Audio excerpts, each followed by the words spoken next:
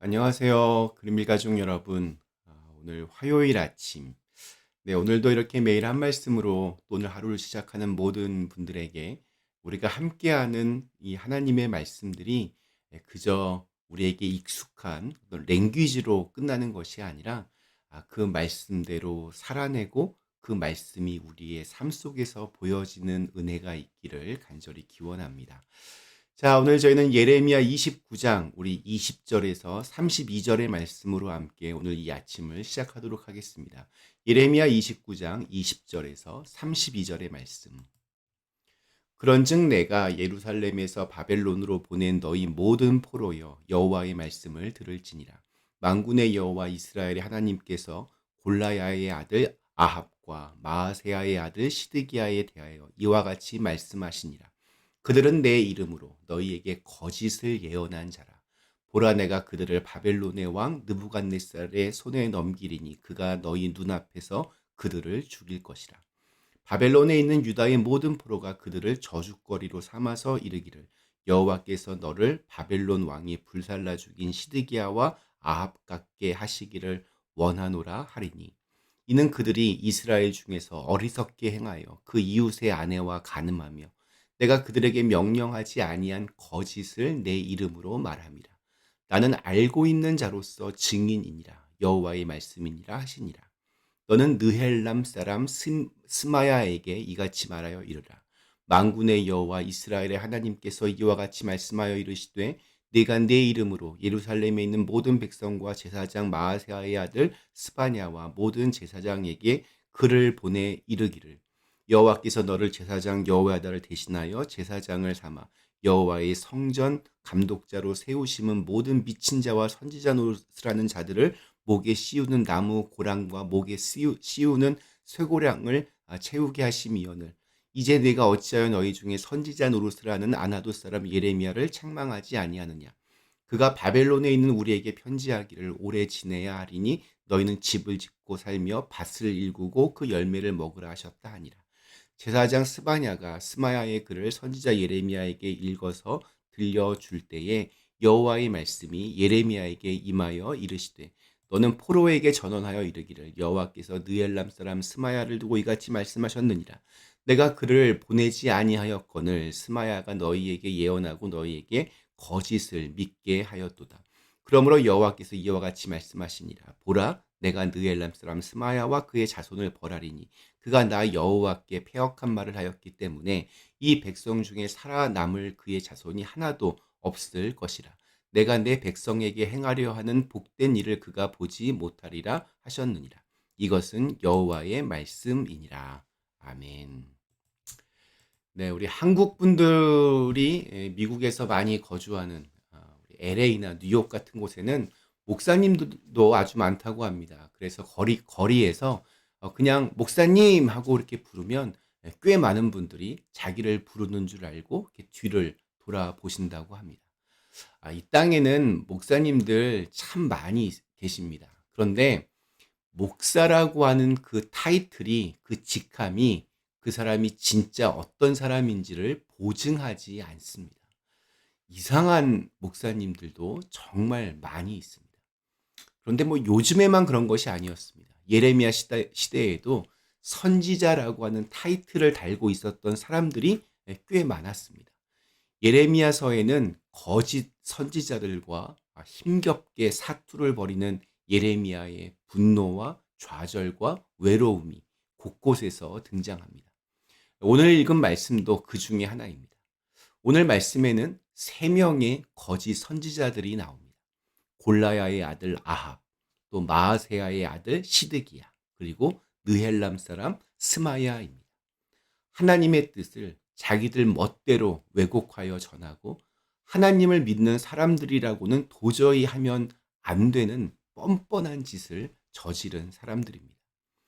성경을 읽으면서 좀 약간 어려운 것 중에 하나가 이 사람의 이름일 것 같습니다. 우리 입에 이게 잘 이렇게 착착 이렇게 붙지도 않고 또 그 익숙하지 않은 이름이 여러 시대를 넘나들며 등장하기 때문입니다. 오늘 말씀에 나오는 3명의 이 거짓 선지자들의 이름도 그렇습니다. 아합. 그러면 우리는 엘리야 시대 아주 나쁜 왕이었던 아합 왕이 먼저 떠오릅니다. 물론 오늘 등장하는 인물은 그 아합과는 다른 사람입니다. 시드기야도 그렇습니다. 이때가 시드기야 왕 시대였는데 시드기야 왕은 요시야의 아들이었고 남유다의 마지막 왕이었습니다. 그러나 오늘 이 말씀에 등장하는 시드기야는 마아세야의 아들로 다른 사람입니다. 스마야라고 하는 이름도 구약 성경 도처에 등장하는데 대충 20번이 넘는다고 합니다. 다 다른 인물들입니다. 아무튼 오늘 말씀에 등장하는 이 3명의 거짓 선지자들은 모두 하나님의 뜻을 일반 백성들에게 전하는 그러한 사명을 가진 사람들이었습니다. 그게 그들의 직업이었습니다. 그들이 하는 일을 보면 구약의 선지자들을 오늘날 이렇게 목회자로 이렇게 비유할 수도 있겠지만 저는 우리 그리스도인 전체로 그렇게 보고 싶습니다. 왜냐하면 예수를 그리스도라 고백하는 모든 이들이 왕 같은 제사장들이기 때문입니다. 그리고 하나님과 이 세상을 이렇게 잇는 중보자들이기 때문입니다. 그리스도인들을 통해서 하나님의 말씀이 전해지고 그분의 생각과 뜻이 또 어느 누군가에게 전달되기 때문입니다. 자, 그런데 그런 사람들이 하나님의 책망을 받고 있습니다. 이는 곧 우리들도 주님의 책망 앞에 놓일 수 있다는 말이기도 합니다. 어떤 모습일 때 책망을 이렇게 받게 되는지 살펴보는 것은 우리가 반면 교사로 배울 수 있는 좋은 예가 될 것 같습니다. 첫째로 우리 아합과 시드기야의 죄가 드러납니다. 그들은 자기 이웃의 아내들과 간음했다고 합니다. 도덕적으로, 윤리적으로 용납될 수 없는 일입니다. 심지어 하나님의 이름을 팔아서 하나님이 시키지도 않은 거짓말을 했다고 합니다. 그러니까 이 둘을 연결시켜 보면 그들이 이웃의 아내들을 유혹할 수 있었던 것은 바로 하나님의 이름을 팔아서 거짓말을 했기 때문입니다.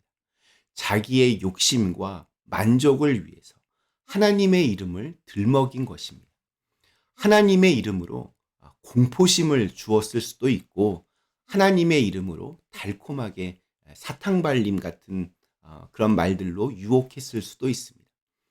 그들은 선지자였으니 하나님을 이렇게 입에 달고 살았을 것입니다. 그러나 그들이 실제 삶에서 보여준 것은 입에 담을 수도 없는 아주 추악한 모습이었습니다. 하나님의 이름으로 누군가를 이렇게 가스라이팅 한 것입니다. 예수님은 열매를 보아야 그것이 어떤 나무인지를 안다라고 말씀하셨습니다. 입만 열면 하나님을 찾고 말씀이 어떻고 구원이 어쩌고 저쩌고 해도 그 사람의 행실이 거짓을 일삼고 분열을 조장하고 폭력적이고 자기만 아는 지독한 이기주의로 가득하다면 욕심으로 가득하다면 그 사람은 진짜 하나님을 믿는 사람이 아닐 것입니다. 그 뒤를 이어 스미야의 죄는 이렇습니다. 그는 예레미야를 대적합니다. 그 이유는 간단합니다. 예레미야의 그 책망과 비수 같은 말씀이 싫었기 때문입니다. 그래서 예레미야를 가두라고 더 이상 말하지 못하게 하라고 그렇게 제사장에게 요구합니다. 이것은 단순히 예레미야를 싫어하는 문제가 아닙니다. 오늘날에도 이 스마야와 같은 마음을 품은 그리스도인들이 있습니다. 하나님의 말씀이 나의 골수를 쪼개는 것을 싫어합니다. 그저 단순히 위로와 또 편안한 말들을 듣기를 원합니다. 그저 축복, 은혜, 성공 같은 그러한 소리만을 듣기를 원합니다. 조금이라도 뭔가 이렇게 지적하는 것, 영적 성장을 추구하는 말들은 듣기 싫어해야 합니다. 말씀을 읽어라, 기도하자, 좀 더 헌신하자, 사회적 책임과 정의, 공정, 나눔, 평등과 같은 단어들을 싫어합니다. 오직 나만 잘 되기를 하는 일마다 성공하기를 빕니다. 스마야와 별반 다르지 않는 모습입니다. 우리 사도행전 2장에는 베드로의 첫 설교가 등장합니다. 그의 설교 앞에 사람들의 반응 기억이 나십니까? 그들은 마음에 찔림을 얻었다라고 성경은 기록하고 있습니다. 그리고 그들은 질문합니다. 우리가 이제 어떻게 살아야 합니까? 이것이 하나님의 말씀 앞에 놓여진 사람들의 반응입니다. 우리는 그분의 말씀 앞에서 내가 어떻게 살아야 할까를 질문하며 사는 사람들입니다. 그래야 말과 행동이 일치가 되고 하나님의 말씀이 내 삶 속에서 보여질 수 있습니다. 오늘 우리에게 주신 하루, 하나님의 말씀 앞에서 겸손하게 나 자신을 돌아보고 그 말씀들이 내 삶을 움직이는 살아있는 중심추가 될 수 있기를 간절히 기원합니다. 잠시 함께 기도하시겠습니다. 거룩하신 하나님, 입으로만 주여 주여 하는 자마다 천국으로 갈 수 없다라고 주님은 말씀하셨습니다.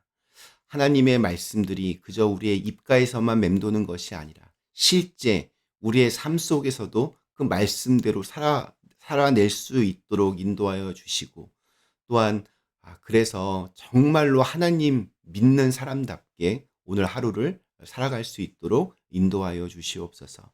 예수님의 이름으로 간절히 기도드리옵나이다. 아멘.